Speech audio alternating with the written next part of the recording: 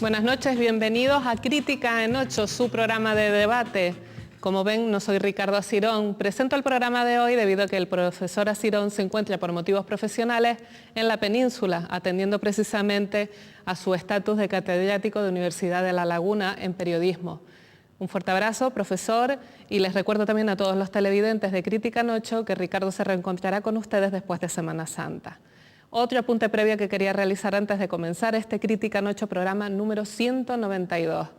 Hemos venido realizando, como es habitual en nosotros, una serie de debates con motivo de las elecciones. Invitamos, como vieron, a todos los candidatos al Senado y al Congreso por la isla de Tenerife, de La Palma, para que explicasen todas sus posiciones.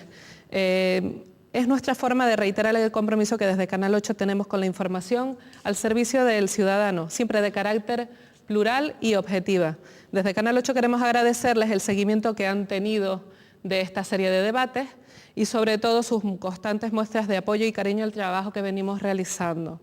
Felicitamos a todos los diputados y senadores electos por la provincia y les recordamos a todos ellos que continuaremos con otra de nuestras series habituales, los debates de candidatos, de ya senadores y diputados, a los que por supuesto aprovechamos la ocasión para invitar. Debates que, por cierto, somos la única televisión, por lo menos que sepamos, de esta provincia que realiza. Y el debate de hoy no podía ser otro que el resultado de los análisis, el resultado de las elecciones, un análisis que hemos querido realizar con expertos, como siempre, en la materia. Para ello contamos hoy con la presencia aquí de Dolores Pellicer. Dolores, hola, María, abogada, muchas gracias por estar aquí con nosotros esta noche. También contamos con la presencia de Vicente Navarro Marchante, profesor de Derecho Constitucional de la Universidad de La Laguna. Buenas noches. Bienvenido. Contamos también con Juan Martín Vega, socio de MK Consultoría. Buenas noches. Buenas noches, muchas gracias. Y por supuesto con el profesor Adrián Alemán Armas, profesor emérito de la Universidad de La Laguna. Buenas noches, Adrián. María, buenas noches. Comenzamos el debate con una pregunta obvia. Ha ganado el PSOE, pero ¿ha sido la victoria suficiente del Partido Socialista? ¿Quién quiere empezar? Pues yo, que me siento muy contenta de que haya ganado el PSOE. Vamos a ver, yo creo que ha sido una victoria clara. O sea, en estos momentos son 16 escaños de diferencia con el Partido Popular. Puede cambiar a 15, pero bueno, la cifra está ahí. Por 7 escaños no está en mayoría absoluta. Pero lo que pasa es que el PP no ha descendido, ha experimentado un aumento y eso hace que quizás la victoria del PSOE pues se relativice, en el sentido que también el PP ha obtenido unos buenos resultados, ¿no? Gráfico 1 tenemos en pantalla en breve, PSOE 169 escaños, PP 153, parece que ha cambiado 154 a lo largo de la tarde de hoy, perdiendo CiU el escaño que había obtenido por la provincia de Barcelona, se queda con 10 en lugar de 11. ¿Ha aumentado en general el número de votantes, Juan? Sí, ha aumentado, pero un índice de participación parecida. Sí, pero en el hilo de lo que acabamos de hablar, a mí me parece muy importante decir que lo que verdaderamente vale es la comodidad para gobernar. Es decir, la distancia que te separa de la mayoría en el Parlamento. En las elecciones pasadas le faltaban, creo que eran, ahora no me acuerdo, 14, 15. Pues de 64 a 176 y ahora solo le faltan 7. No le faltan más que 7. Es decir, que si en la legislatura pasada el Partido Socialista gobernó con cierta comodidad, sin demasiados problemas, sacó adelante sus proyectos de ley en el Parlamento con cierta facilidad, todo indica que en esta próxima lo va a hacer todavía con mayor facilidad, con el aditamento de que en el Senado también va a tener una comodidad. De manera que, a pesar de que el Partido Popular es innegable que también ha subido, es una victoria, una vez más el tópico de que es una victoria pírrica, porque no le sirve de nada tener más diputados si luego no puede hacer nada en el Parlamento. En el Senado han quedado 101 senadores el Partido Popular, 89 el PSOE, CiU 4, bueno, y el resto de fuerzas, PNV y demás, se reparten el grupo. En TESA es el Partido Socialista. Claro, es que ahí está el Partido Socialista catalán. y, En total y son los socios. 89 más 12, ¿no? Quedarían. Bueno, no exactamente, porque habría que matizar, lo que pasa es que ahora lo explicaremos, que esos 12 es una agrupación de las distintas fuerzas que están gobernando en Cataluña ahora. Es decir, que probablemente de esos 12 hay 6 o 7 que serán del Partido Socialista Catalán. No lo sé exacto, ¿eh? Ese dato no lo tengo exacto. Adrián, comentarios sobre la victoria socialista y el incremento del Partido Popular. Sí, la noche del domingo fue una noche difícil porque estábamos viendo, había diferencias muy grandes hasta que llegó los votos de Madrid, que fueron los que lanzaron. Ha habido una cuestión periodística en los medios que a mí me ha dado cierta preocupación. Parece como si hubiéramos asistido a unas elecciones autonómicas, no a unas elecciones generales. Es decir, ¿por qué?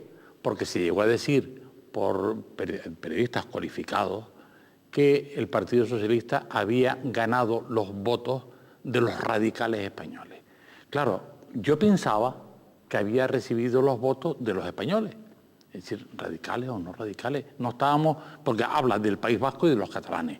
Es decir, no, recibió la de los canarios, y recibió la de los valencianos, y recibió la de los andaluces, y que se ha olvidado. Entonces, me preocupa, y de ahí que lo que más peor me ha sentado es escuchar desde el primer momento la crítica agresiva hacia el Partido Socialista. Y esto, analizando lo que ha pasado, pues por mucho que haya ganado el Partido Socialista, que lo ha hecho bastante bien, va a haber una legislatura compleja. Me da la impresión de que va a ser compleja, aunque es posible que no. Pero conociendo el percal informativo que existe en el país y las palabras, los insultos, la agresividad. Por ejemplo, el cardenal Cañizares ha dicho hoy que Zapatero va a llevar a España al desastre. Eso lo ha dicho hoy el cardenal Cañizares. Uno no se queda sorprendido. ¿Por qué la Iglesia tiene que meterse en este lío? Aunque estoy saliéndome de lo que me estás preguntando, pero estoy viendo que hay una serie de datos que pueden decir que, bueno, ¿y esto cómo va a suceder? ¿Apagar el televisor o marcharme de país? Pues no lo sé lo que va a pasar, ¿no? Me gustaría que lo tratásemos además ese aspecto luego con otros aspectos que me gustaría relacionar con el aumento de la participación, aspectos de la campaña electoral, de los debates y demás, pero guardaremos también Perfecto. En la bandeja de entrada de temas a tratar la conferencia episcopal. Profesor Navarrete, datos: 11 millones de votantes al PSOE, 10 millones de votantes al Partido Popular, suben los dos de los 10 millones de votantes, parece que ha sido un hecho histórico, ¿no?, en España, que los dos partidos obtengan más de 10 millones de votantes. Sí, efectivamente, desde luego una cosa que ha demostrado estas elecciones es que los dos grandes partidos nacionales han crecido. Entre los dos suman un porcentaje que probablemente pocas veces se ha visto. Y luego hay una bajada generalizada de los partidos nacionalistas y también del otro partido nacional, que es Izquierda Unida, ¿no? Eso es lo que ha habido un trasvase de votos desde esas formaciones hacia los dos más grandes, con una tendencia quizá algo mayor al bipartidismo. De todas maneras, bueno, también es cierto que el PSOE ha ganado unos 40.000 votos, lo ha traducido en 5 escaños más, lo ha rentabilizado bastante bien. El PP también los ha subido, pero de ese trasvase que comentaba, por ejemplo, Adrián, Esquerra Republicana ha perdido 300.000 y el PSOE solo ha ganado 40.000, o sea que desde luego no es un trasvase directo de votos, eso, la estadística está clara, ¿no? Y eso lo quería aclarar, lo que ha dicho Vicente, porque no estoy de acuerdo contigo. Mira, yo, desde luego, esta legislatura, ya lo he dicho esta mañana, yo no voy a estar en la guerra sectaria de las dos Españas ni voy a contribuir a eso. Sí te puedo decir, o no, te estoy diciendo por esos periodistas, sí te puedo decir lo que estaba diciendo ahora Vicente, con los datos que tiene, que efectivamente, o sea, lo que aumentó en Cataluña el PSOE ha sido 60.000 votos, es que lo sumé por provincia, 50 y pico mil. y la abstención, porque Cataluña ha tenido 5 puntos por debajo de la media nacional, la abstención posiblemente se produjo en Esquerra Republicana. Por lo tanto, me parece tan agresivo decir, y lo digo así de claro, que el PSOE le han votado los radicales, como si yo fuera tan impertinente y dijera que al PP le han votado los obispos. Eso me parece que está fuera de órbita. Sí, verdaderamente. De todas maneras, yo pienso que esa polarización que ha tenido lugar, y yo creo que por un estilo de campaña tan agresivo como ha tenido el PP, lo que ha terminado por conseguir es no las dos Españas, pero sí las dos maneras que existen de ver España. Entonces, eso es lo que se ha planteado y ante esa tesitura todo el mundo ha cerrado filas. Y yo digo, hace 70 años lo hacíamos pegándonos tiros, ahora lo hacemos en las urnas. Pero en el fondo es una forma de ver España contra otra. Por eso cuando en los debates hablaban todo, cada facción decía que había ganado el suyo. ¿Por qué? Porque el discurso era el que estaba de acuerdo con lo que él pensaba. En realidad han sido unas elecciones en las cuales no se ha votado a gestión, sino a forma de ver la política. ¿Resultados en Canarias? ¿Querías comentar algo sobre este tema? No, Loli, que yo no me inventé esa información. No, que es verdad. No, pero quiero decir que no estás de acuerdo conmigo, no estás de acuerdo con los periodistas, porque yo no lo he dicho, lo han dicho ellos, y lo han dicho a nivel nacional en programas importantes como 59 segundos el lunes, ¿no? Adrián, perdona, es que te insisto que que yo me quedaba asustada, que acabamos de salir de unas elecciones, que es que ya se han vuelto a debatir y hay periodistas más papistas que el Papa. O sea, Zapatero, el presidente de nuestro gobierno, ha dicho que por lo menos con buena intención, ha dicho que quiere gobernar humildemente, que ha cometido errores y lo quiere subsanar, que quiere negociar con la fuerza política, y estoy viendo a los periodistas de un signo y de otro ya empezando a pelearse. Digo, pues sí que empezamos bien, y eso es malo, tienen una responsabilidad. Precisamente. Hombre, claro. Profesor Navarro, porque no ha crecido tanto entonces por la izquierda, por lo que comentaba antes, el Partido Socialista. Sí, por los datos, el PSOE, contando todos los votos nacionales, ha subido alrededor de 40.000 votos, que además nunca es bueno ver exactamente en el número de votos, porque es cierto que se incorporan jóvenes, con lo cual el censo ha subido, con lo cual todos pueden decir que han subido porque hay más votantes, ¿no? Es mejor verlo por porcentaje. El PSOE tenía 42,59 en las pasadas elecciones y ahora tiene 43,64.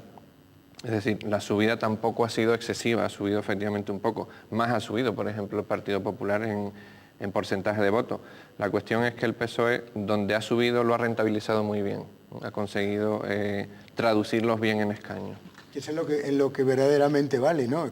¿Qué posibilidades te da para gobernar? De todas formas, yo sí que pienso que ha habido un voto de izquierda, no radical, el error es llamarlo radical, pero ha habido un voto de izquierda que ha optado por una oposición al PSOE que explica un poco solamente, porque también tendríamos que hablar de la norma DON, no la ley DON, sino la norma DON, que es lo que ha llevado al desastre de Izquierda Unida. Pero hay mucha gente, lo dice mucha gente, de corazón de Izquierda Unida, pero que su mente le hizo votar socialista. Tanto es así que yo opino que, modestamente, que Zapatero debería darle el ministerio que pedía Gaspar, porque moralmente algunos de sus diputados, ya tenía alguno en las elecciones pasadas, algunos de sus diputados se los debe a electores que si no hubieran sido de Izquierda Unida. Bueno, ya el ministerio de Gaspar Llamazares ya llega tarde porque ya ha dimitido después de los resultados. Tendrá que ver.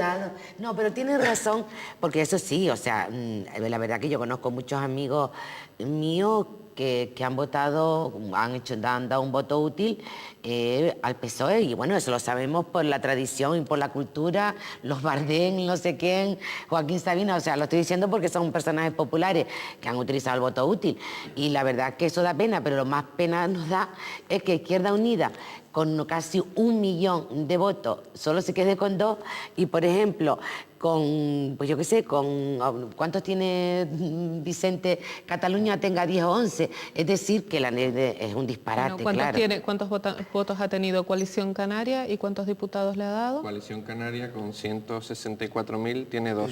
2 votos, igual que los casi Izquierda 1 millón Unida de Izquierda Unida, casi 1.980.000. con un elemento que no se dice nunca, que es que mucha gente no es solamente el voto útil, es que es el voto votado a la papelera, porque la ley de ON, por ejemplo, en Canarias todos sabíamos que no había manera humana de que llegaran al Parlamento un candidato de Izquierda Unida. Entonces mucha gente dice, es que no puedo hacer otra cosa porque es que si no, saben que con la ley de ON, y aquí tenemos personas que pueden, mucho más autorizadas que yo, que podrán decirme si tengo o no razón, que saben que esos votos al final van a caer en uno de los partidos mayoritarios, seguramente el que el respectivo votante no desearía. Ante esa tesitura, prefiero elegir yo antes que el señor Don elija por mí. Resultados de la provincia: 3 diputados para el PSOE, 2 para el Partido Popular, 2 para Coalición Canaria. Se repite la foto de 2004 y parece que salvo debacle del nacionalismo en esta provincia, como se ha producido en Las Palmas, pero no es previsible que se produzca aún todavía. Ya analizaremos en la tercera parte del debate qué va a pasar con Coalición Canaria, pero parece que esta foto tiene tendencia a permanecer en el tiempo. Sí, no, ¿cómo lo ven? Y ponen todos cara de sí, no, pero no sé. Esta banda. No, se quiere decir Coméntame, que yo sí Adrián, tengo... ¿se repetirá la foto? Sí, no, ¿cómo lo ves en esta provincia? No sé, yo creo que el Partido Popular ha tenido un poder bastante fuerte en Gran Canaria. El PSOE pudo haber cogido algún voto más, algún escaño más en Gran Canaria, no lo cogió, porque bueno, bastante hicieron con sacar 4, ¿no? Pudo haber sacado alguno más, no lo cogió de los que salieron y lo sumó el Partido Popular, sin embargo, ¿no? En Tenerife, Coalición Canaria, bueno, gracias a la acción de La Palma, que salió Prestelo, ¿no? Suma con Ana Brama en Tenerife. Era difícil el tercero, entre otras cosas porque Fernando Ríos es un hombre muy joven, ¿no? Es poco conocido, y porque Coalición Canaria no estaba en condiciones de sumar más. ¿Tanto peso específico han tenido los candidatos o no? No, yo creo que el PSOE fue el que se mantuvo, a pesar de que el PSOE en Tenerife estaba un poco más decaído que en Gran Canaria, se mantuvo, soportó bien el tirón, y Coalición Canaria no pudo alcanzar lo que tuvo, porque al parecer Coalición Canaria entró en crisis o ha estado en un estado de crisis desde hace ya un poco de tiempo, con la desaparición en Gran Canaria del grupo Coalición Canaria, ¿no? Vicente. Sí, bueno, si me permites, yo quería un poco tocar el tema que planteaba nuestro contertulio, ¿no? Un poco, aparte de lo que es el comentario político, que luego si quieres te puedo decir mi opinión también. Sí me gustaría aclararles algunas cosas a los que nos escuchan desde su casa, ¿no? Del sistema electoral, ¿no? Por aclararlo, quizá probablemente por la vena docente, ¿verdad? El problema que tiene nuestro sistema, que efectivamente es bastante injusto, con aquellas formaciones políticas que se quedan por debajo de un 15% o un 12%. Es decir, los que obtienen menos de un 12% en su circunscripción, en circunscripciones pequeñas o medianas, como son las de la mayoría de España, por debajo de 8 o hasta 8 escaños por provincia, que es la circunscripción, prácticamente renuncian al escaño, pero no tanto por el sistema DON, que bueno, efectivamente favorece ligeramente a los partidos más votados, sino el problema es básicamente el tamaño de la circunscripción. Les ponemos un ejemplo. Izquierda Unida en Madrid, que en Madrid se eligen 35 diputados en esa circunscripción, con un porcentaje de voto de algo más de un 5%, obtiene uno de sus escaños. El otro lo obtiene en Barcelona, que es la otra provincia donde se eligen 31. Pero no porque en esas provincias tenga más porcentaje de voto, tiene un 5 con algo. ¿Qué ocurre? Que con ese mismo porcentaje de voto en circunscripciones pequeñas, donde solo se reparten 8, no llega a coger ninguno. Por ejemplo, Izquierda Unida en Córdoba o en Asturias obtiene un 7,5, pero no llega, porque es que solo se reparten 8 o 6. Entonces, el problema de Izquierda Unida o de cualquier formación que se quede por debajo del 12% en circunscripciones pequeñas es que no alcanza ninguno. Entonces, ese es el problema que tiene. Todos los votos que ha obtenido Izquierda Unida en todas las circunscripciones de España, a excepción de Madrid y Barcelona, han sido votos que no han tenido traducción en escaño. Hombre, yo no me atrevería a decir que son votos inútiles o que hay que tirar la papelera, porque hombre, en democracia decir que un voto es inútil es un poco fuerte. Pero, en fin, en lo que es su traducción en escaño, es cierto que no han tenido eficacia, solamente en esas dos circunscripciones, ¿no? Es lo mismo un poco que le ha pasado a Rosa Díez con el nuevo partido Unión Progreso y Democracia. Ellos han obtenido 300.000 votos y tienen un solo escaño por Madrid, que hemos dicho que tiene mucho. Por ejemplo, Esquerra con menos tiene 3. Claro, los tiene todos concentrados en 4 provincias. ¿Y PNV? Y PNV, efectivamente. ¿Tiene 6 con cuánto? PNV tiene 6 con 300.000, con los que tiene. Con lo que Esquerra tiene tenía Rosa Díez, fíjate qué importancia. Son más o menos los mismos. Sí, pero yo sé solamente. que Juan va a intervenir con lo de los votos de la basura, me imagino. Pero solamente decir que es que yo estoy de acuerdo, que ningún voto se vota a la basura. Recuerda que yo lo que dije fue que la gente sentía que era votarlo, pero no estoy diciendo yo que eso sea votar, pues yo estoy de acuerdo que todo voto es válido. Y un comentario político. Sobre el resultado en Canarias. Bueno, el resultado en la provincia... Sobre lo que quieras, Vicente, pero me dijiste, quiero Sí. hacer un comentario y Sí, uno, un poco era y un por la poco más político, aclaración ¿no? Sí. más técnica, ¿no? Bueno, en lo que es el resultado a Congreso de Diputados, yo creo que claramente Coalición Canaria ha pagado el precio de haber roto, de haberse escindido en la provincia de Gran Canaria, ¿no? De hecho, si sumamos los votos que tiene Coalición Canaria en la provincia de Las Palmas y los que tiene Nueva Canaria, entre los dos sí hubieran conseguido el diputado. Diputado que se ha llevado el PSOE. Entonces es evidente que haber roto Coalición en Las Palmas le ha costado al diputado, claramente. Bueno, yo no he analizado más o menos las elecciones en Canarias, pero sí quería añadir algún aspecto más con respecto a lo que se ha hablado y un poco aclarar o discutir como lo ha planteado Adrián. En primer lugar, yo creo que en Gran Canaria, en la isla de Gran Canaria, creo que se ha polarizado el voto. O sea, yo creo, y tenemos que empezar a acostumbrarnos que en las generales es el porcentaje más alto que se registra en votación, el 75%. O sea, ya quisiéramos para unas autonómicas y para unas locales esa votación. O sea, la gente siente que quién es su presidente del gobierno, sea el que tenga que elegir, y por lo tanto yo creo que en Gran Canaria se polarizó mucho el voto. El PSOE en Gran Canaria, ya lo habíamos dicho antes de las elecciones, que nos había invitado a esta casa, subió bastante en porcentaje. Posiblemente tenía que haber conseguido, y ahí está el profesor, porque el porcentaje es casi de 6 o 7 puntos, lo que sube con más, con respecto En Las Palmas casi 10. Casi 10, fíjate. Casi 10, pero claro, se quedó en 4 escaños, igual que el PP. Pero bueno, yo creo que ha sido una buena subida para el PSOE. Y aquí también adelantamos que iba a haber 3-2-2. O sea, mayor fuerza mayoritaria el PSOE. Pero lo que sí se tiene que preocupar es que el PP pasa segunda fuerza en Tenerife y en toda Canarias, y creo que isla por isla igual, con lo cual Coalición Canaria, bien es verdad que son unas elecciones generales, pero también tiene que estar con ojo avisor, porque claro, le pueden quitar su sitio. Nos queda por hablar un poquito más del Senado, porque nos quedan dar una serie de datos. Además estamos pendientes todavía de los resultados a senadores, que en este momento no se los podemos ofrecer. Vamos un momento a publicidad y volvemos hablando de todo esto.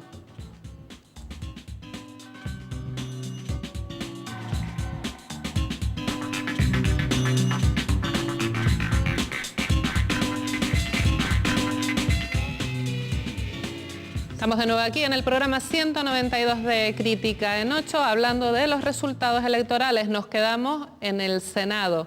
Resultados sorprendentes, 8 senadores para el PSOE en toda Canarias y pendientes de todas formas de los resultados del voto exterior, que les decimos 31.000 votos han venido de Venezuela. Se están contando todavía en el momento en que estamos realizando este debate. Posiblemente los resultados los tengan ustedes mañana en los periódicos. Si tenemos alguna novedad, la introduciremos a lo largo del debate. ¿Resultados del Senado? Sí, bueno, en el Senado el sistema es diferente del sistema de elección. No es un sistema proporcional como es el del Congreso, sino que es un sistema mayoritario. Elección directa, lista de elección abierta. directa, en el que se vota directamente a cada candidato. En el caso de las 2 islas mayores, se eligen 3 senadores, aunque el ciudadano tiene voto limitado, solo puede marcar 2 como máximo. Y en el resto de las islas se elige un senador y solamente se puede marcar 1, lógicamente. Eso hace que en las islas pequeñas el partido más votado, lógicamente, es el que se lleva el senador. Y en las islas mayores, como se eligen 3 y solamente se pueden marcar 2. El partido más votado nunca se lleva a los 3 senadores, se lleva 2 y el siguiente pues suele ser el primero, el que presenta el partido primero que queda segundo, ¿no? Por eso pues en Gran Canaria son 2 del PSOE y 1 del PP, y aquí en Tenerife pues son 2 del PSOE y 1 del PP, aunque bueno, es cierto que la diferencia no es excesiva con Coalición Canaria, habrá que esperar ese voto migrante, pero no creo que llegue a tanta, y la del Hierro es la que está un poco pendiente porque ahí la diferencia es menor, ¿no? Sí, está en veremos, Adrián, el senador del Hierro, que es el que sí que parece que se decantará finalmente por Coalición Canaria. La diferencia es muy escasa, 100 y algo de votos. Y pendiente también si finalmente queda como senador por la isla de Tenerife, Antonio Alarcó o Ricardo Melchor. Sí, vamos, realmente aquí se ve un desgaste considerable de Ricardo Melchor, ¿no? De Coalición Canaria, ¿no? Porque Alarcó es un hombre que accede a la política muy recientemente, ¿no? Melchor, que se preconizaba como la voz de Canarias en el Senado, lo ha dicho en montones de actuaciones públicas, ¿no? Pues sin embargo ha quedado muy por debajo de sus datos. Recuerdo que en las elecciones anteriores con Patricia le superó en bastantes miles de votos a Melchor. Melchor quedaba en segundo lugar, ¿no?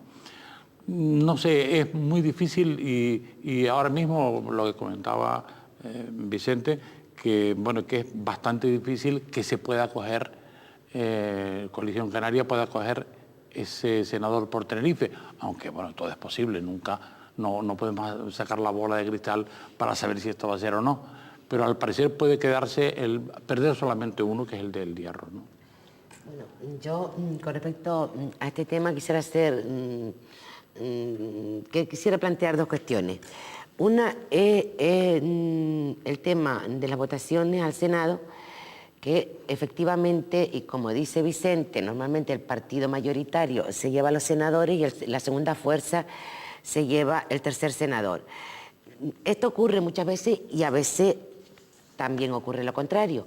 Yo conozco a senadores que han sacado muchos más votos que su propio partido, me acuerdo de Alberto de Armas, un senador por Tenerife, no sé si te acordarás, Vicente, que, bueno, sacaba muchos más votos que el propio Partido Socialista, incluso creo que ha pasado en otras fuerzas políticas.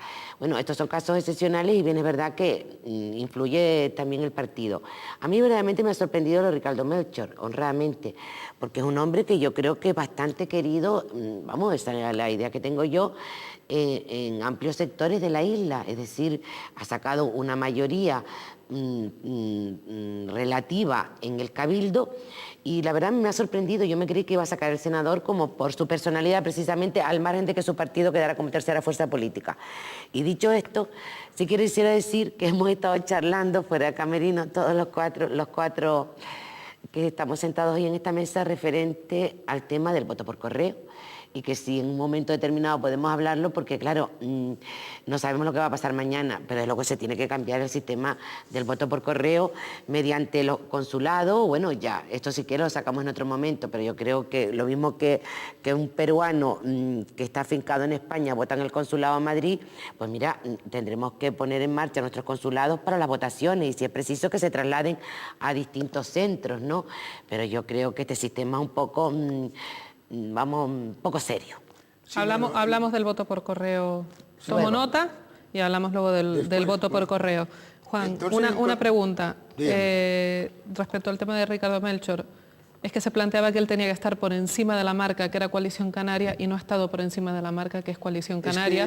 Y tema 2 que les quiero plantear a todos, es que ha habido una subida considerable del Partido Popular en ayuntamientos, en feudos muy tradicionales de Coalición Canaria en toda la isla. Es que ha estado por delante, se ha convertido en segunda fuerza política el Partido Popular frente a Coalición Canaria, y eso ha decantado el Senado a favor de Antonio Alarcó. Yo tengo mi teoría sobre el particular.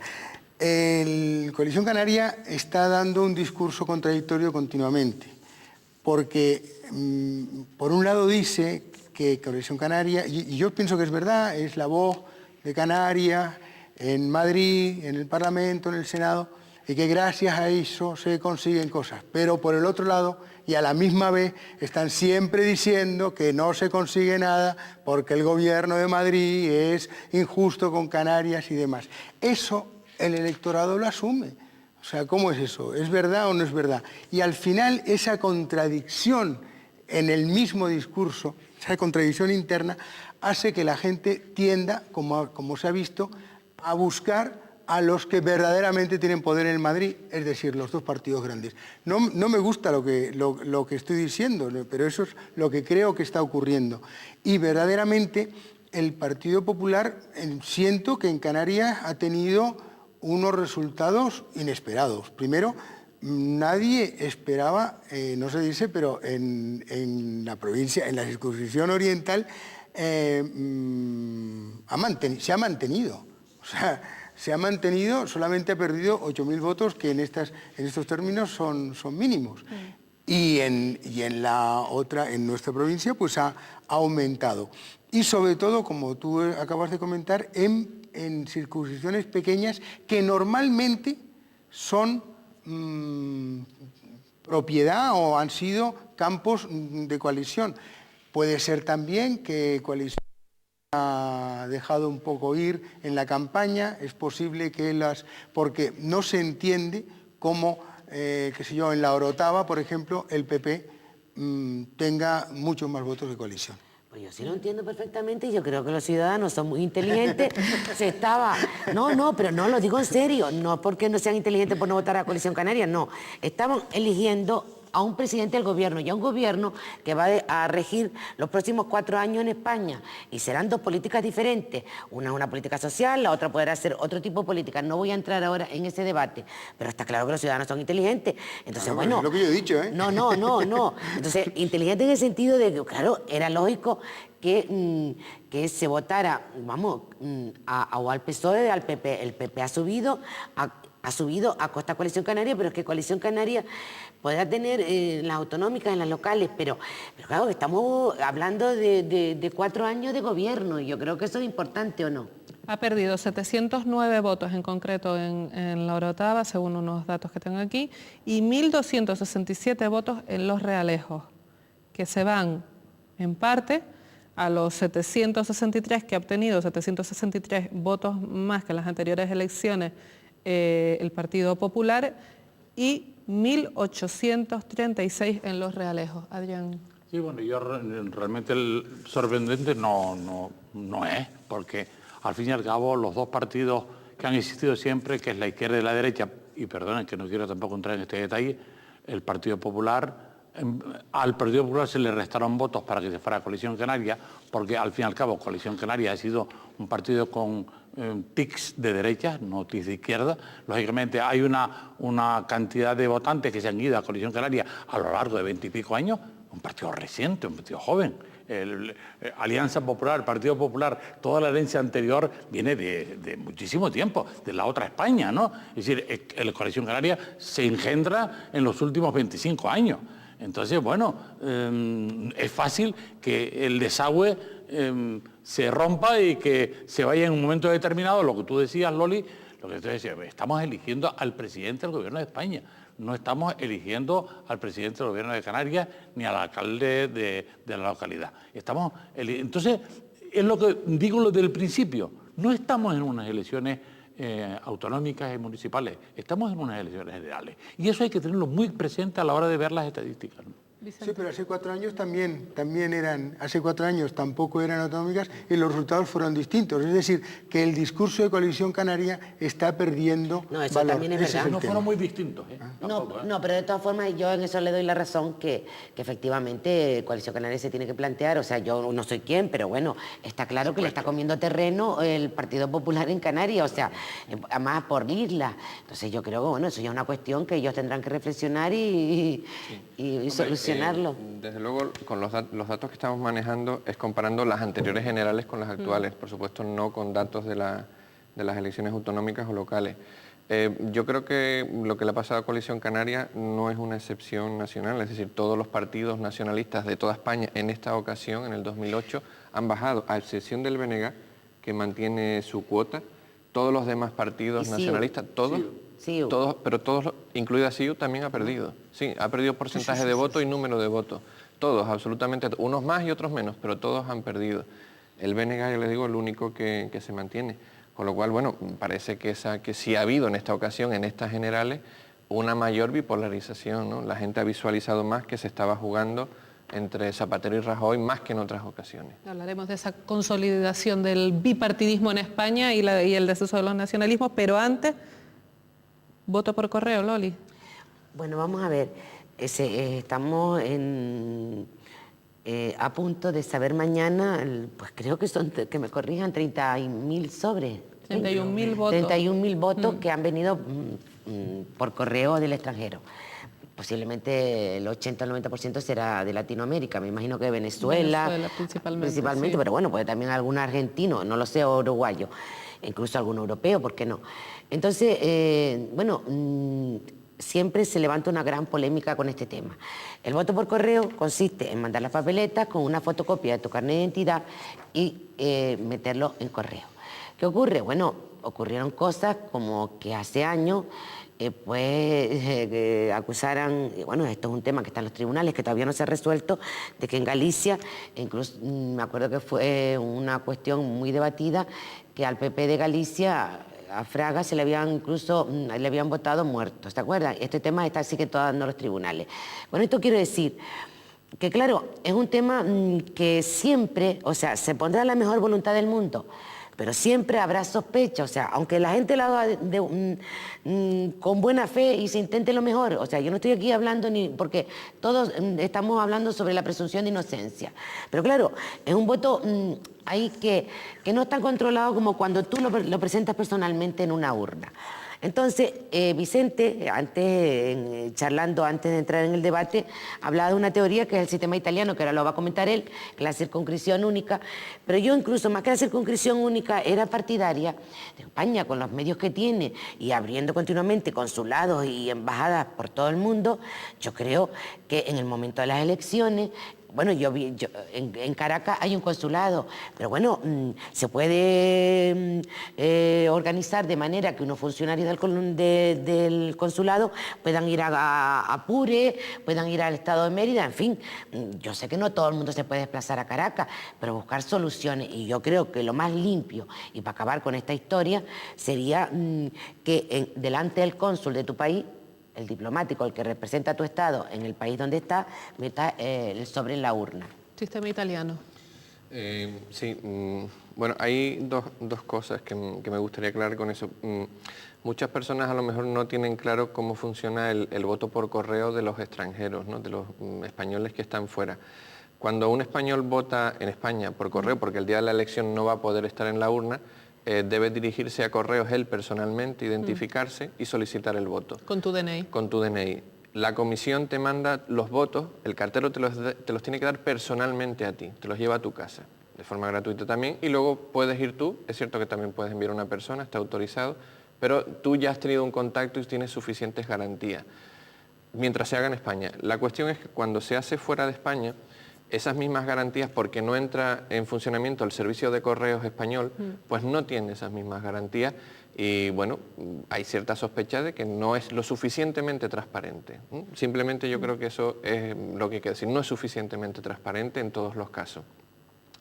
¿Cómo podía hacerse? Bueno, pues como organizan muchos países sudamericanos con sus emigrantes que hay en España, la posibilidad de votar en urna, es decir, que el ciudadano, como estaba comentando Dolores, pueda dirigirse al consulado, a la embajada, se puede constituir una mesa, igual que aquí en España, con los miembros de ese censo y se vota en urna. Es algo que hemos visto, por ejemplo, muy bien reflejado aquí en Canarias con las elecciones de Venezuela, cómo se ha ido a votar. Efectivamente, en Santa Cruz hubo una mesa, sí. Es decir, y además se pueden hacer muchas mesas, no hace falta que todos vayan a la capital del país.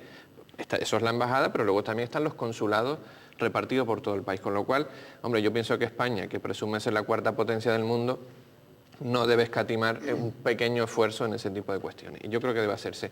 Aún habría a lo mejor en algunos lugares donde hay muy poca presencia española que tendrían que seguir siendo por correo, pero se reduciría desde luego el problema muchísimo.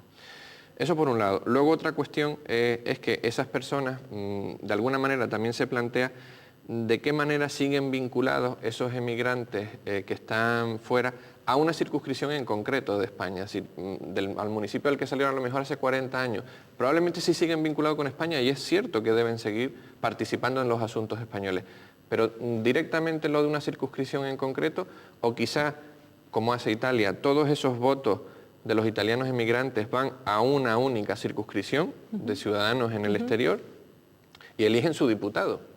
Ellos eligen su diputado, una circunscripción. Que esa opción se ha comentado recientemente en algunos periódicos, no sé si el Partido Socialista había propuesto que sea esa la opción. En la prensa lo ha propuesto. Aunque exige reforma. Días anteriores había visto, yo creo que en prensa algo, no sé si a nivel nacional, exige reformas por... Exige una reforma constitucional porque esa circunscripción al exterior no está prevista en la nuestra. No existe ahora mismo. Habría que reformarla. Lo otro no. Lo de cambiar el sistema, que sea el voto en urna en sus países donde están residiendo, eso no necesita reforma constitucional, simplemente de la ley. María, si quiero aclarar una cosa, o sea, yo cuando estaba hablando estoy diciendo, porque es que como a mí no me gusta atacar a nadie desde el punto de vista, cuando yo estaba hablando, puse el ejemplo del PP, o sea, yo creo que tienen, por el tema que pasó, porque es que estaban los tribunales, yo sí lo que quiero decir es que tienen la culpa todos, porque yo creo que esto se ha podido hacer antes, o sea, que ha habido una inercia, entonces yo creo que se debía haber hecho antes el sistema a través de los consulados. Es un tema que se tienen que poner todas las fuerzas políticas de acuerdo. ¿Quieren comentar algo más sobre este tema? Realmente eso solamente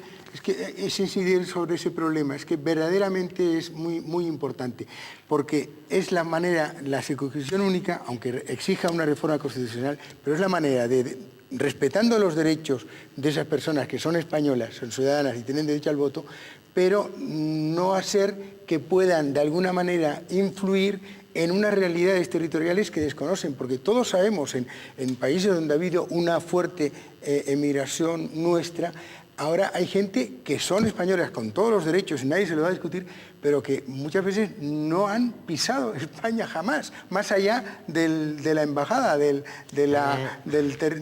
sí.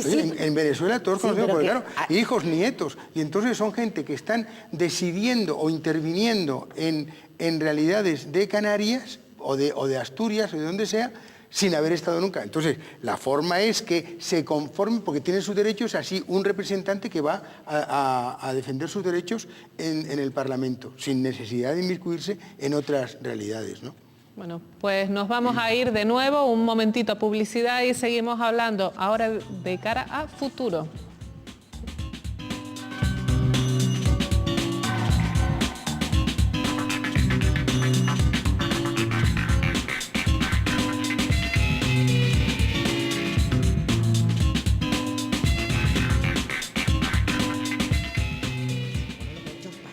Bueno, estamos de nuevo aquí en Crítica en 8, hablando de los resultados electorales, programa 192, con expertos en la materia. Y usted también es un experto en este tema, o sea que nos puede mandar sus comentarios, si así lo desea, a criticaen8@canal8tv.com y coméntenos qué opina sobre estos resultados electorales o sobre lo que hablemos aquí en la mesa de debate. Se agradecerán sus comentarios. A futuro. Y a ver qué me dicen. Pactos, ¿qué posibilidades tiene Zapatero? Loli. Vamos a ver, Zapatero, el presidente Zapatero, que va a ser investido en las próximas semanas, tiene 169 escaños, con lo cual le faltan 7 para la mayoría absoluta. Sí ha podido gobernar en la anterior legislatura y ha sacado las leyes, incluso leyes difíciles y comprometidas y cuestionadas por la oposición, y con bastante tranquilidad, imagínate ahora a 7 escaños de la mayoría absoluta. Yo creo, primero, que no va a haber problema. El presidente puede optar por apoyos puntuales, es decir, por apoyos parlamentarios, con eso, con los 7 escaños que le faltan, puede optar pues, por tener un pacto de legislatura estable, de gobierno, no en el Parlamento, sino en el gobierno. Pues puede ser con CiU, es que el abanico es que date cuenta que se lleva bien en estos momentos con casi todas las fuerzas políticas, o sea, y que han colaborado con todas las fuerzas, estas fuerzas que ahora son las que quedan en el Parlamento, nacionalistas o Izquierda Unida, casi todas se llevan bien con el gobierno, con lo cual yo no creo que va a tener ningún problema, ¿no? Ninguno. Adrián, ¿con quién pactará? Yo creo que incluso no tiene necesidad de pactar. Ya se ha dicho que puede puntualmente comprometerse con alguna con algún partido político, con alguna agrupación política, para gobernar y aprobar leyes, etcétera, sin necesidad de pactar, porque son solo siete votos. La verdad que no se me ocurre, ¿no? Convergencia y Unión está bastante coqueto diciendo que no, pero se ofrece, ¿no? Se ofrece bastante bien, ¿no? Antes comentábamos, como decía Loli, antes comentábamos la posibilidad del PNV, ¿no? Pero claro, el PNV tiene un problema gordo que es su propio relevo en sí mismo, es decir, el meterse dentro de sí mismo y agitarse y ver si puede resolver sus cuestiones internas. Vicente, dime el PNV, que tenías una opinión muy interesante sobre ese tema también. Bueno, en el caso del PNV tiene 6, se quedarían 175, aún faltaría uno. En realidad, con el único que puede hacer un pacto estable con tranquilidad sería con Convergencia. Pero claro, a Convergencia el PSOE la ha dejado en la oposición en Cataluña, con lo cual no creo que sea fácil. Con el PNV, hombre, tiene el anuncio de ese referéndum o consulta, el nombre es un poco discutible, ¿no? Habrá que ver esa consulta que pretende hacer el Lehendakari en octubre, cómo queda después de estos resultados también, en el que en principio no son excesivamente buenos para el PNV, que también ha bajado y ha dejado al PSOE como principal fuerza también en el País Vasco. Yo por la trayectoria que ha tenido el PSOE y su presidente hasta ahora, más me inclino, y además sería una cuestión de lógica, el decir, bueno, si ya tiene pactos funcionando con el BNG en Galicia, tiene un pacto funcionando con Izquierda Unida y con Esquerra en Cataluña, con esos 3 partidos ya tiene 7 y suma 176.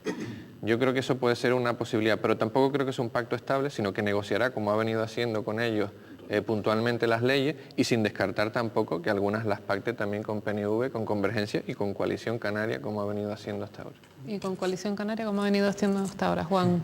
Bueno, el PNV, por una parte, ya ha dicho que la cuestión del llamado referéndum puede ser flexible, se puede prestar interpretaciones, o sea que ya está bajando banderas.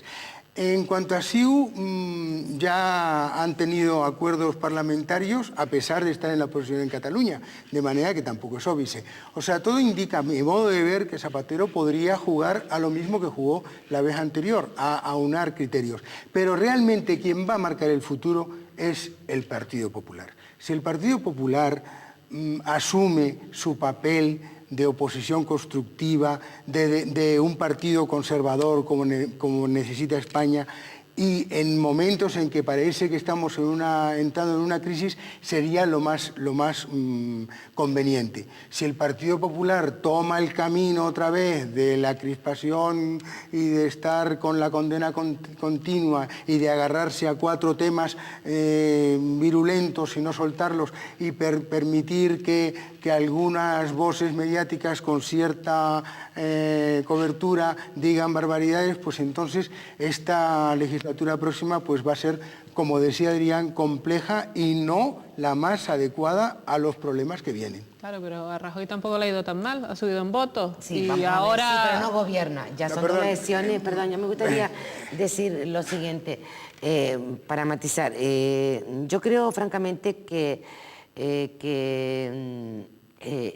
al igual que el Partido Popular ya creo que ya no puede llegar a más niveles de hipertensión que las originadas. Sí, hipertensión. Hipertensión que las originadas en la legislatura anterior. Los españoles no nos gusta tanta crispación. Yo creo que aún con la campaña tan agresiva que llevaron no volvieron a ganar, o sea, un techo muy alto, pero no les dio para cambiar las urnas y gobernar. Yo creo que quizás se va a moderar, y yo creo que Mariano Rajoy va a cambiar en su próximo congreso y moderar la forma. Entonces, esto es bueno porque tendrá mucho más tranquilidad al PSOE, porque claro, yo creo que en estos momentos el Partido Socialista, ante la radicalización del PP, le es difícil estar otra vez que le reprochen que está gobernando con los republicanos, con Esquerra Republicana. O sea, yo creo más bien que el Partido Socialista intentará también conseguir un voto moderado, y ahí lo tienen estos partidos nacionalistas moderados. Es decir, creo, y al PNV creo que le haríamos un gran favor, porque yo creo, mi opinión, ya así que me adelanto, que creo que el PNV va a adelantar las elecciones que van a adelantar las elecciones y de alguna manera van con el adelantamiento de las elecciones a desaparecer, que en vez de referéndum sea consulta o sea, se pierda, pero yo creo que van a dar marcha atrás porque ellos mismos se han dado el batacazo. Y en cuanto incluso a CiU, pues mira, se está hablando en perjuicio de Bono que voy a ser el próximo presidente del Congreso, sí, en Durán y Lleida. O sea, que te quiero decir que está todo en el aire y que yo creo que va a haber muchas combinaciones, muchas posibilidades. No, yo tenía aquí algo, no quiero hacer sangre, ¿no? Pero si al principio dije que el cardenal Cañizares había dicho lo que había dicho, ¿no? Y entre ellos dice que Zapatero conduce a la sociedad hacia el desastre, nos dice en unas declaraciones al Correo de la Sera de hoy. Si la Iglesia sigue, nada más todavía siguen tomar posesión el presidente, diciendo veleidades, ¿no? No sé si Zapatero volverá a retomar aquello de bobo solemne, Zapatero es un irresponsable, antojadizo, veleidoso, ampara la ilegalidad, indigno y cobarde, perdedor en los debates de la televisión, lo llamó mentiroso 1001 veces. Claro, yo no quiero montar con esto ninguna cosa, no quiero estar en contra de nadie ni crear ningún cisma, pero ya me lo está diciendo el señor Cañizares, la Iglesia está ya en contra de lo que puede hacer Zapatero en su momento y sabemos que el Partido Popular... ¿Crees que las elecciones en la conferencia episcopal han afectado y que ese tipo de declaraciones afectan en el voto del ciudadano medio de este país? ¿Adrián? No, pero se escucha mucho en la radio y se escucha mucho en la televisión, va creando clima, es como los locutores de radio, como la gente que se dedica a hablar desaforadamente en los debates, insultando y diciendo veleidades, diciendo estupideces, y la gente lo va asumiendo. Esas cosas las asume la gente.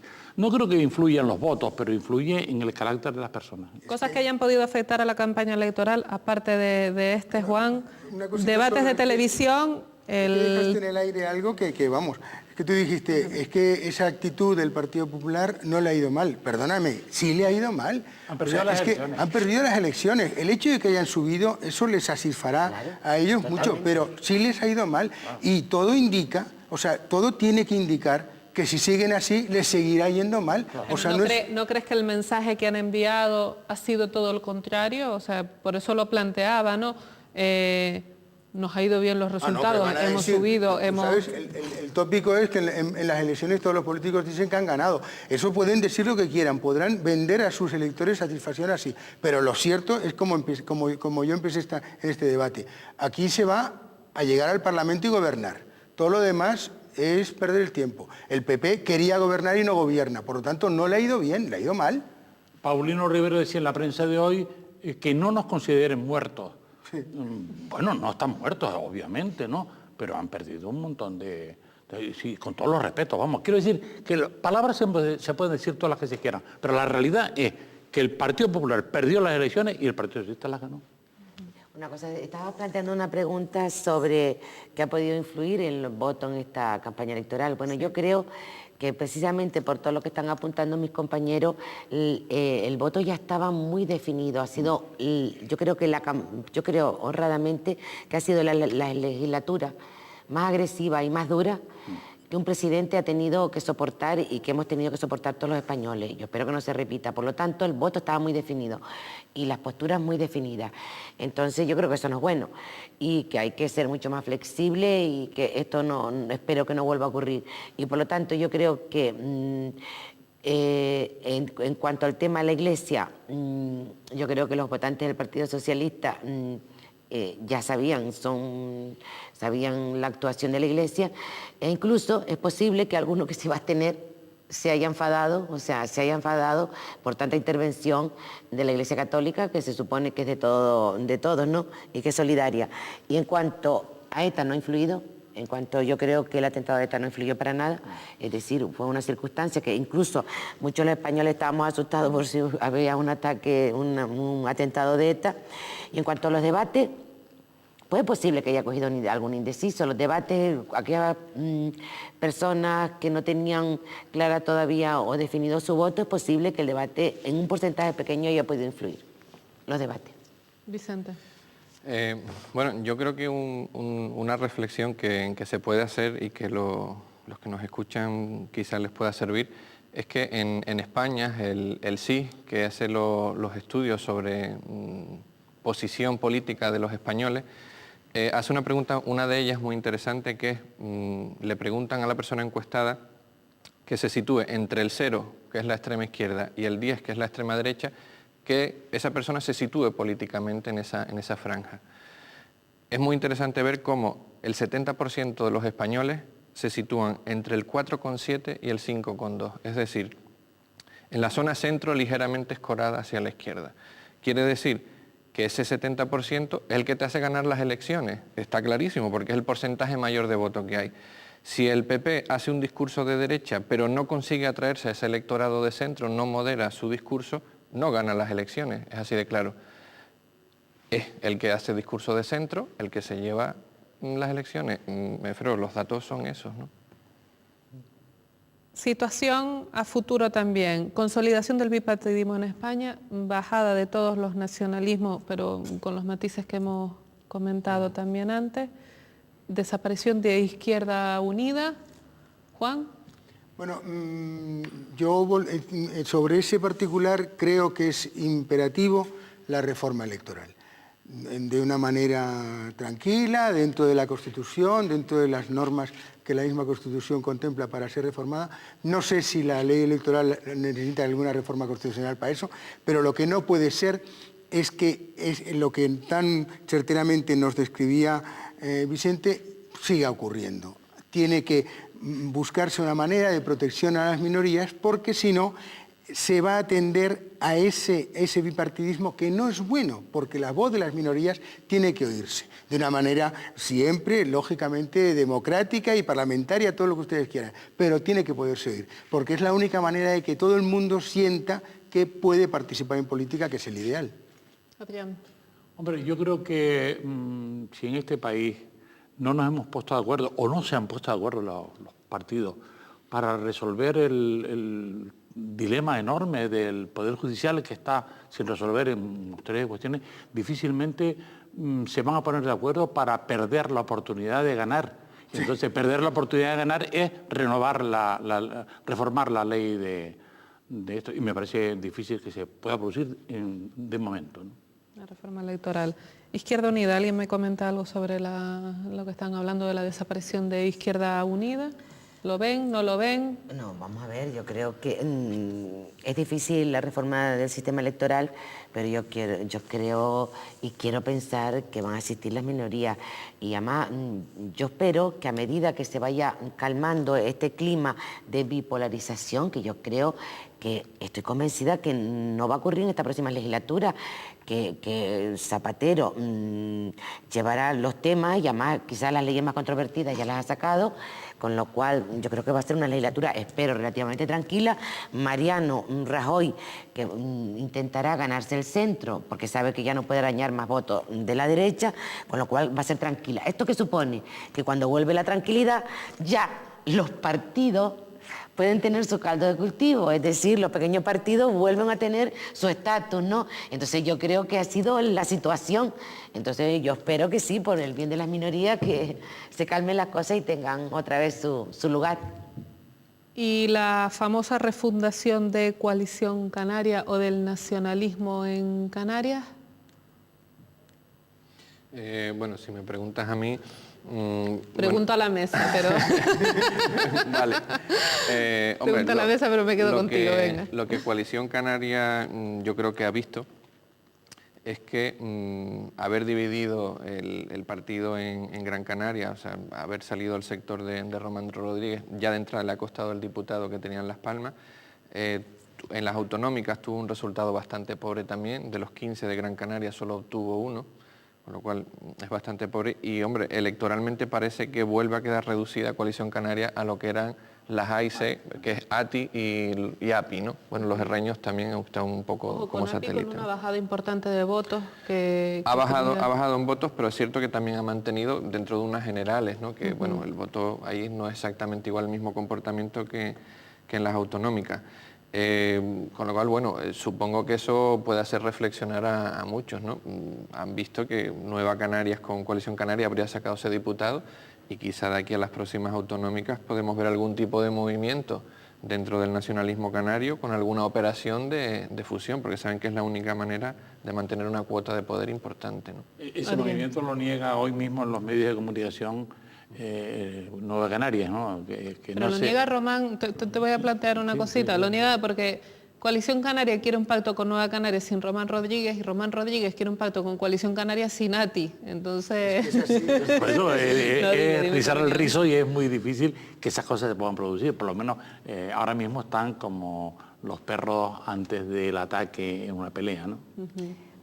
También ha pasado una cosa que es complicada y es un análisis histórico. Y me explico. Por ejemplo, CiU. CiU tiene una tradición, Tarradella, 1920-30, toda es una historia que ha originado que hayan pasado por numerosas circunstancias y coyunturas históricas, sociales, culturales. Entonces, claro, tienen que tener una cierta personalidad, una impronta. De momento, pues llevan poco y encima, al estar pactando, que si unas veces con el PSOE, otras con el PP, ¿qué ocurre? Que no tienen una definición, o sea, no tienen ese, no sé, esa marca todavía que define los años, es como los vinos, yo creo que la solera, y claro, y encima nunca han tenido ese espacio, sino que normalmente tienen que pactar, o bien a la derecha o bien con el PSOE, o con el PP, insisto, y esto pues claro, tampoco los define mucho, entonces todas estas cosas, o sea, todas estas cosas influyen, ¿no? Es que en la génesis de Coalición Canaria había un ideal que parecía muy bonito y resultó ser irreal, un ideal irreal, que era el de que al amor del nacionalismo la tendencia de derechas y la tendencia de izquierdas se podían aglutinar. Nunca olvidemos que ICANN es una fuerza que se definía como de izquierdas y las AIC eran una fuerza que todos sabían que eran, ellos decían de centro, pero eran de centro conservador. Y se intentó mezclar eso a ver qué pasaba. Al final las tensiones han llegado porque yo creo que el problema verdaderamente es también formas de entender política y eso es muy difícil de unir. Entonces la casualidad es que la fuerza nacionalista de izquierda estaba en la provincia de Las Palmas, estaba en Gran Canaria y las otras estaban por este lado. ¿Por qué? No lo sé, eso sí que es imposible, nunca he podido entenderlo. Pero esa amalgama, ese potaje de izquierda y derecha dentro de un solo caldero que se llamaba nacionalismo ha resultado imposible. Entonces hay que buscar otras maneras. Sobre todo buscar alguna manera de que esos partidos nacionalistas de las dos tendencias no se peleen y no caigan en la confrontación personal, que es lo que les ha llevado a esto. Bueno, que también en esta convocatoria electoral yo me permitiría recomendarles que hay muy buenos profesionales de la publicidad, ¿no? Y que Habla Canario, ponlos en tu sitio, es bastante grave porque hablaron y los pusieron en su sitio, ¿no? No se puede estar jugando con las palabras porque las palabras muchas veces son piedras que te caen en tu propio tejado, ¿no? Última intervención, 1 minuto cada uno, un titular que resuma para ustedes estas últimas elecciones. Juan. Bueno, pues ojalá que en el futuro las dos formas de ver España se puedan entender en vez de pelearse. Bueno, eso es un deseo que queremos todos. Yo creo que ha sido unas elecciones muy limpias, o una gran participación ciudadana. El pueblo ha elegido ganador al PSOE y al mismo tiempo ha dado un buen resultado al Partido Popular. Por lo tanto, yo creo que estas elecciones han sido un claro ejemplo para todos y para Europa, que nos estaba observando, y para el mundo. Y yo lo que espero es, como todos los de esta mesa, es que empiecen a entenderse los dos grandes partidos, sobre todo en temas como temas que están pendientes, como el terrorismo, o sea, que hay acuerdo, y en los grandes temas del Estado, como el Tribunal Constitucional y muchas cosas que estaría aquí hablando, y que es necesario que el Partido Popular se sume al proyecto que seguramente aprobarán el resto de las fuerzas políticas. Adrián. Yo lo resumiría en un dicho, aunque no estoy excesivamente de acuerdo con él, que Dios nos coja confesado. profesor Vicente Navarro? Bueno, a mí hay algunas cosas desde el punto de vista de ahondar un poco en la democracia que creo que han estado muy bien en estas elecciones, que han sido los debates entre los dos candidatos, los debates nacionales. Creo que debía institucionalizarse, no habría que esperar tantos años para volverlos a tener, sino que debía ser una práctica habitual como en cualquier otro país. En esta casa mismo también lo ha habido entre los candidatos que ha habido aquí. Yo creo que eso es bastante positivo. El dato de participación ha sido bueno, ha sido en torno al 75%, que está muy bien, pero Canarias se ha quedado 8 puntos por debajo, en el 67%. Yo creo que ese dato también es un poco preocupante, ¿no? Como canario me preocupa que no llegue a la media, ¿no? Hay algún factor físico, geográfico, que bueno, puede justificar algo, pero desde luego no tanto, no 8 puntos por debajo. Bueno, pues muchas gracias a todos ustedes por haber participado. Desde luego que ha sido un placer tenerlos aquí y hablar de todos estos temas, igual que ha sido un placer compartir con todos ustedes esta hora y poquito de debate. Les recuerdo, después de Semana Santa volverá el profesor Ricardo Acidón con todos ustedes. Tienen un correo electrónico al que se pueden comunicar si tuvieran alguna duda, consulta, comentario sobre el programa de hoy, sobre la serie de debates que venimos realizando. critican8@canal8tv.com. Contacten, está a su disposición y hasta la semana que viene.